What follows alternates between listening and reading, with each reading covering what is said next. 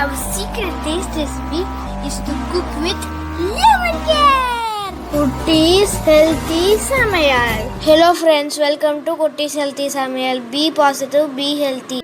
நம்ம சேனலை சப்ஸ்கிரைப் பண்ணாதவங்க சப்ஸ்கிரைப் பண்ணிவிட்டு பக்கத்தில் இருக்க பெல் பட்டனை கிளிக் பண்ணிக்கோங்க.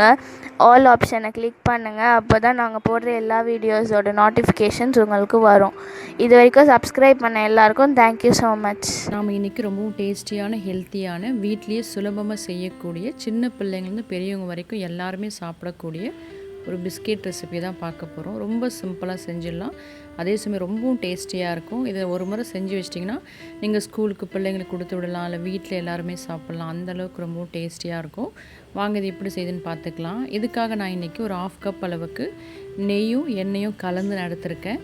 நீங்கள் வெறும் நெய் கூட எடுத்துக்கலாம், அப்படிலாம் வெறும் எண்ணெய் கூட எடுத்துக்கலாம். வாசம் வராத எந்த ஆயில்னாலும் நீங்கள் எடுத்துக்கலாம். நெய்லேயே செஞ்சோம்னா கொஞ்சம் திகட்டுன்றதுக்காக கொஞ்சமாக ஆயில் ஆட் பண்ணியிருக்கேன். இது நல்லா மிக்ஸ் பண்ண பிறகு இதுக்காக கொஞ்சமாக சுகர் எடுத்து 2 ஏலக்காய் ஆட் பண்ணி நல்லா பவுட்ரு பண்ணிக்கிறேன். அதாவது நமக்கு 3/4 கப் அளவுக்கு பவுடர் சுகர் வேணும், அந்த அளவுக்கு நீங்கள் சுகர் அரைச்சி எடுத்துக்கலாம். இப்போ இதை நெய்யோடு ஆட் பண்ணி நல்லா நம்ம மிக்ஸ் பண்ணி விட்டுக்கலாம். இது நல்லா நெய்யோடு கலந்து வரும்படிக்கு ஒரு விஸ்க் வச்சு நல்லா நம்ம மிக்ஸ் பண்ணிக்கலாம். இப்போ இது இருக்கட்டும். இது கூடவே ஒரு பிஞ்ச் அளவுக்கு சால்ட்டும் 1/2 ஸ்பூன் அளவுக்கு பேக்கிங் சோடாவும் ஆட் பண்ணி நல்லா மிக்ஸ் பண்ணி விட்டுக்கலாம்.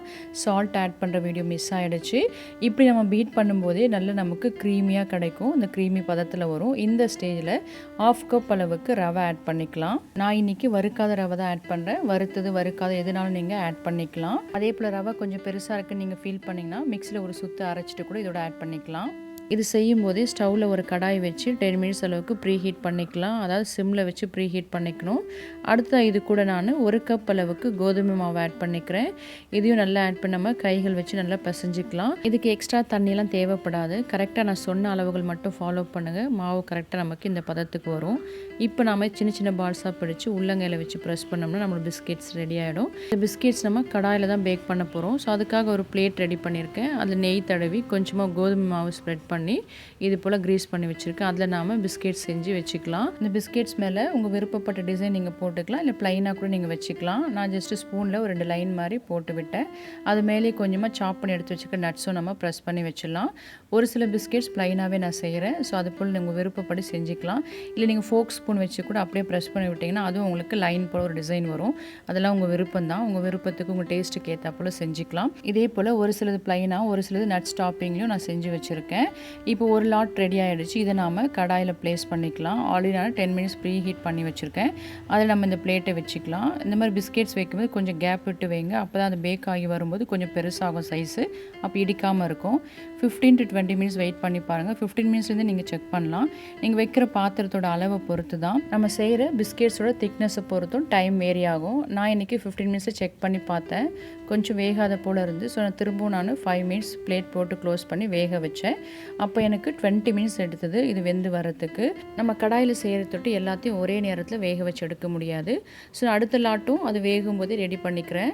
ஒரு 5 பிஸ்கெட் அளவுக்கு எனக்கு வந்தது. அடுத்த பிளேட்டில் அதே போல் க்ரீஸ் பண்ணி பிஸ்கெட் செஞ்சு ஃபில் பண்ணியாச்சு. இப்போ இந்த பிளேட்டும் நமக்கு ரெடியாக இருக்குது.